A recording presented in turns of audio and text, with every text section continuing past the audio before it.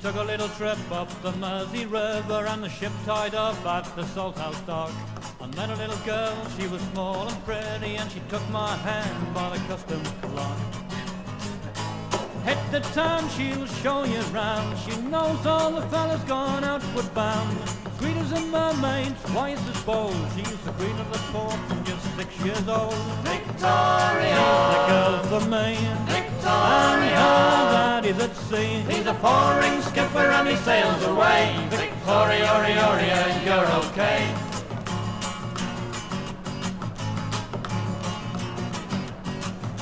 She went for a stroll round the pierhead waterfront, stopped for a while by the old sea band. Got a smile from the guy on the little red fireboat. Hello there, Vicky, said the ferry boat man.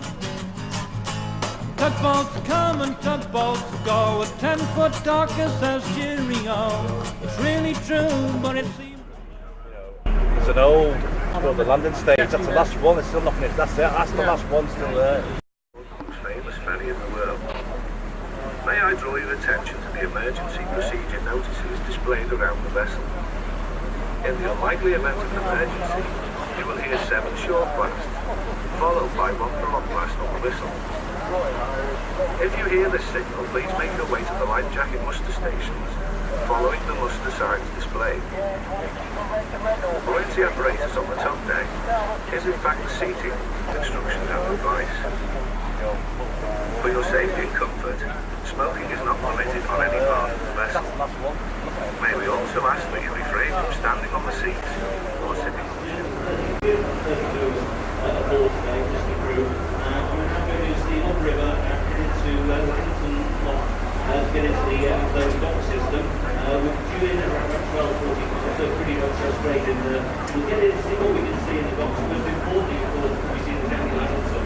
I've explained a little bit about what the Daniel Adamson is, and a lot of people will here for the experience going to docks for all people who are supporters of the association. Don't worry, we're going to change that. Andy drew your attention to the airship over on the Liverpool side. I hope you've all paid your road tax, because they are looking. Well, good afternoon, ladies and gentlemen. Welcome aboard. Thank you to Stuart and Andy. Thank you to somebody upstairs for arranging the weather again for us. Appears to be the same, if not better, than last time. For me, Victoria, daddy's at sea. he's a four-ring skipper and he sails away. Victoria, you're okay.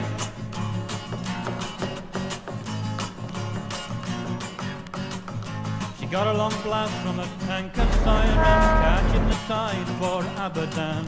A wave with a hand from a longshore fireman, going aboard from the Isle of Man. A floating crane in the shipping lane goes swinging around in the morning rain. She turns and smiles and says to me, my daddy's boat's gone over the sea. Victoria, She's the girl for me. Victoria, And daddy's at sea. he's a four-ring skipper and he sails away. Victoria, you're okay.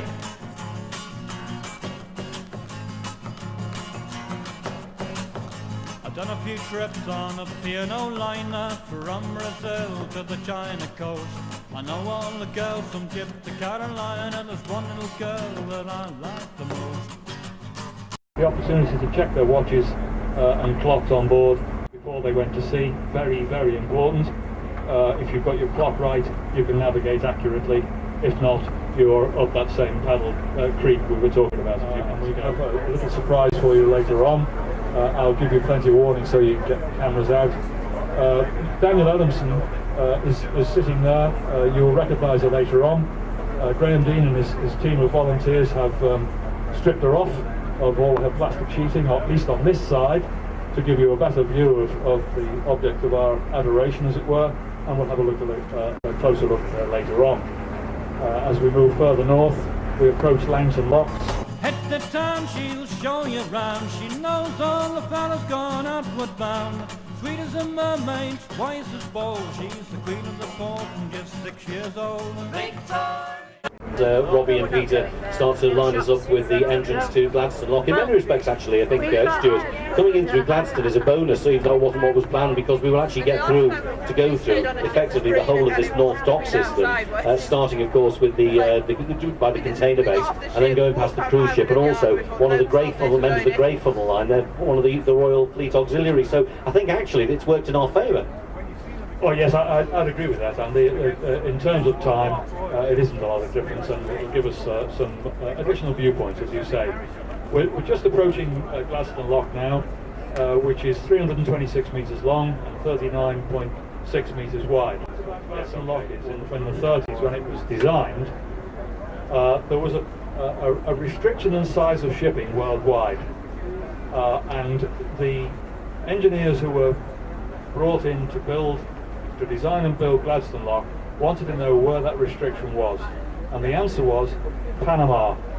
So the order in council to these engineers was, fine, well, we'll leave the restriction to shipping in Panama, build Gladstone Lock bigger. The point of that is that anything that could pass through Panama could come to Liverpool. That was in the 30s, and here we are, the thick end of 80 years later, and it's still as valid then as now as it was then.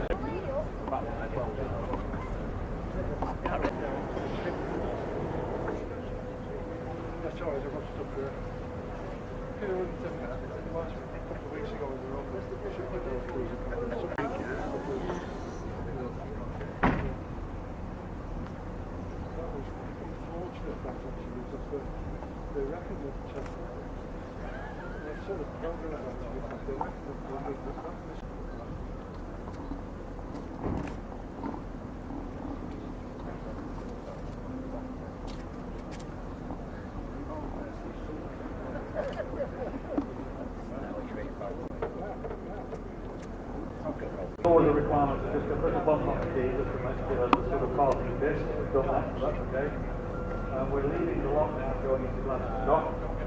And the first object of interest to go north is a large ship loading English general cargo.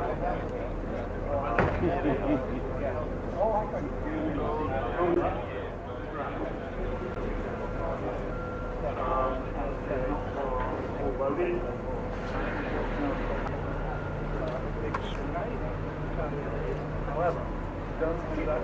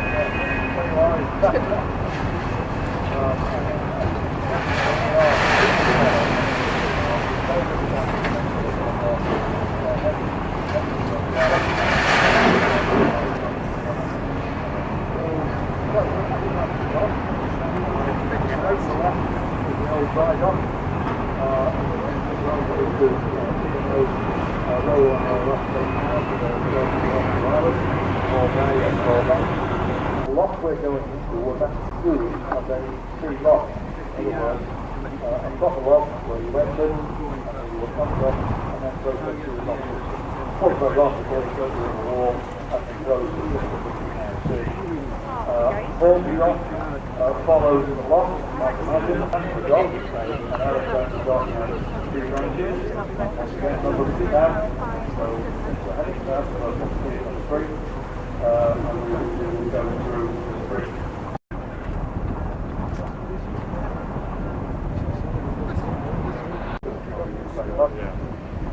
On the right, you will notice is a new line. counter, the large counter. I'm very pleased to be able to say that I'm going to spring a surprise for Peter Elton, who has recently been through the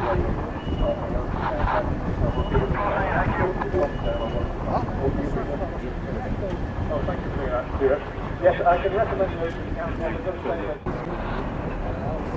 anybody fancies a cruise from Liverpool, this is your ship. I believe there's more than several cruises for next year stepping into the council of Fred Olsen.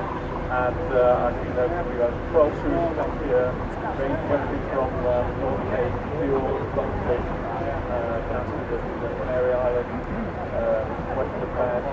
So you can always go anywhere. Well done, Peter. Go ahead, memory is what you want.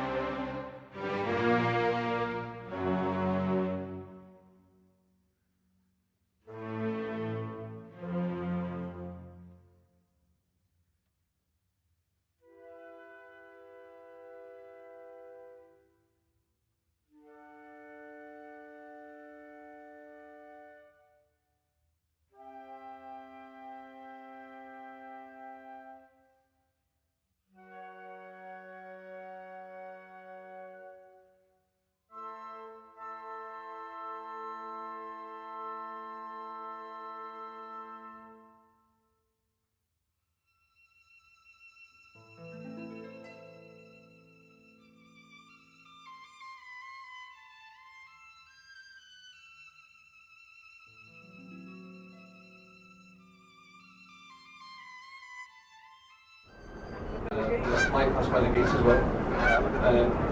So there's Daniel Adamson and two sister vessels. That was their full-time work until 1921. Towing barges, conveying passengers. It was a regular passenger package service between Liverpool and Ellesmere Port. In 1921 she was sold as part of a deal with the Manchester Ship Canal Company to buy the docks. And then very quickly, because of their twin screw propulsion, she became an active part of the Manchester Ship Canal Company's harbour towage fleet. She's got twin cylinder steam compound engines. The main engines were built by John Jones at the George's Iron Works, which is about 400 yards from where we are now. The original steam engines. She's got, I think, 7 other steam engines on board as well, in terms of pumps and steering engines and various bits and pieces like that. As part of the lottery application, or part of the overall restoration project, what we did was to actually take the engine room away as a separate project and fund that separately. We sought around £70,000 in funding from other granting organisations and councils and what have you. And with the extra facilities which have been given to us now by United Utilities, who have been absolutely superb with us, you'll see the brown building behind the Adamson there and a grey building. Well, that's our workshop and our mess room now. And without that, we'd be absolutely up the creek without a paddle. When we moved berths to this berth, United Utilities embraced us. We keep our noses clean, to put a better, I suppose, a better stance on it really. We do what's asked of us. We conduct ourselves in a good manner. And United Utilities rewarded us there with 3 different storage rooms and buildings that we use now. And that allowed us to restore all the engine room equipment to the standard it's at now. Been led by Greg D and Joe Buffett and they've been working tirelessly now to make sure everything's going to be ready for the shipyard. So I'll give you a little bit more about the episode when we come back. We're just going to do a little detour. We thought it'd be quite good for you. It's the last chance probably that anybody's going to get a chance to sail into Wellington Dock. As you probably know, Wellington Dock's about to be partly filled in with another tank farm as part of the United Utilities sewage treatment plant. So we're going to go in today. So you can all see the last people into Wellington Dock. I'm just going to do this to give you a call.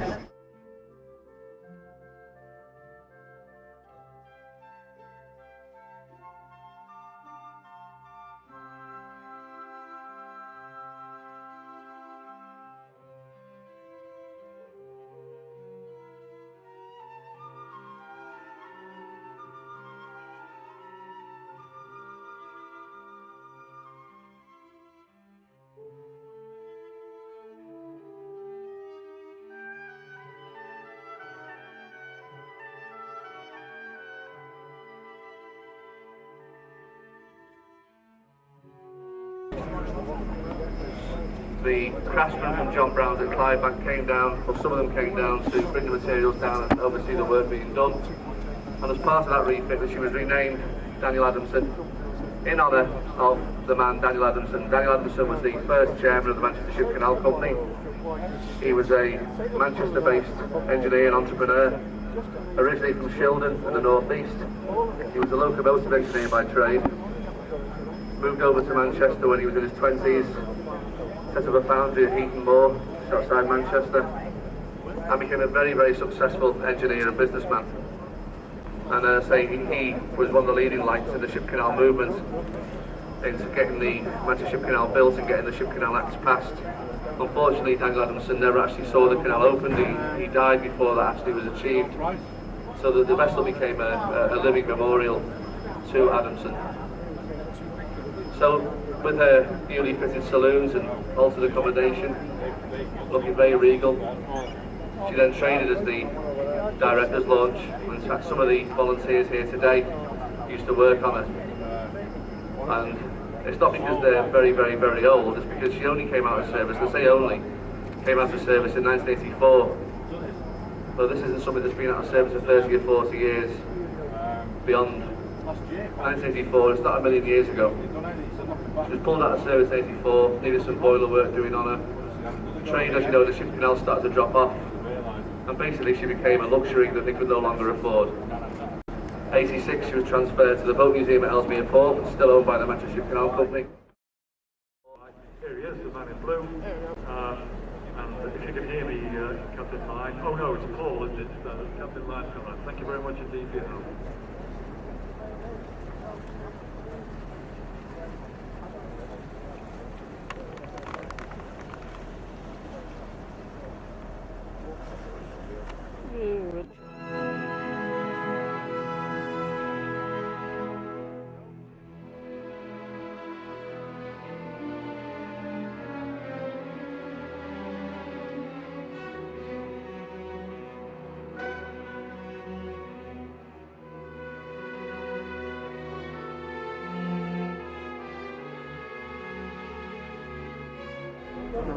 I suppose it's opportune to mention these wretched wind generators. It's not my favourite subject, as you will have gathered.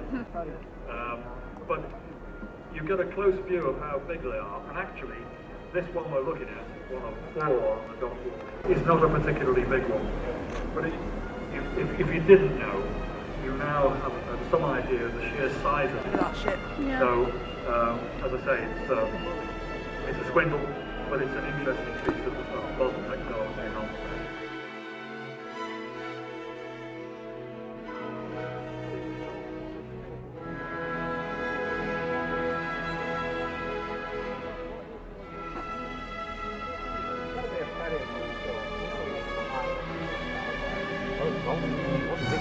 Wasn't it? Oh. Well, I don't know the history of it, but it's been a ferry. It's not bad style. In some ways it's quite handsome. Yeah. But it's been here far too long. It's not like the rust on it. It's always been there though. It must have been here 20 years ago. Yeah. Wasn't it going to come as a club or a floating? Which one is it, Canada? Remember the Docks, tall ship, tall wide boat. Ah. This is in the 1800s. Yeah. Well, Canada Dock was where all the liners come from as well. The new ones are really impressive. Oh, I knew that. Well, you can see the roof. I hope you're all enjoying the unique privilege, or almost unique privilege, to get inside the dock system, as you know, with security these days, etc., etc. And to get inside here on such a lovely day is quite magnificent. Just a quick mention that over to the right of you, we mentioned, Stuart mentioned earlier, that you could see the new pontoon for the Mersey ferry terminal at Pier Head. Well, over to the right at the moment is the old pontoon, the temporary one that was sited at Pier Head for a few years after the earlier landing stage sank. And behind that, the blue link span, the floating roadway, if you like, was one of the former link spans produced by the Isle of Man Steam Packet Company some time ago. Just letting you know, we're steaming slowly north now, heading towards the Langton lock. One of the things about coming into the enclosed lock system is that we're very much in the hands of the harbour company, and we have a lock book now outwards for around about 3 o'clock due to some changes in shipping movements. We're going to show it, as Stuart said, with the Kiewit, so that's why we're going quite slowly. It's an opportunity to...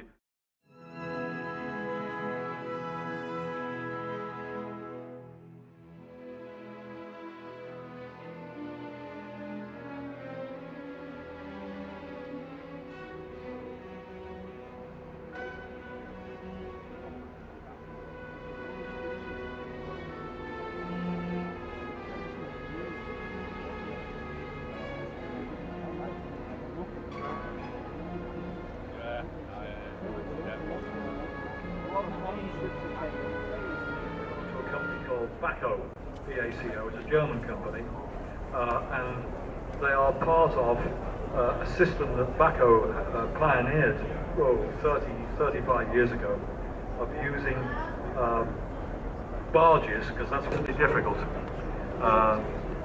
It's difficult because of the position in West Africa. It's difficult because of warring factions out there who all want their cut.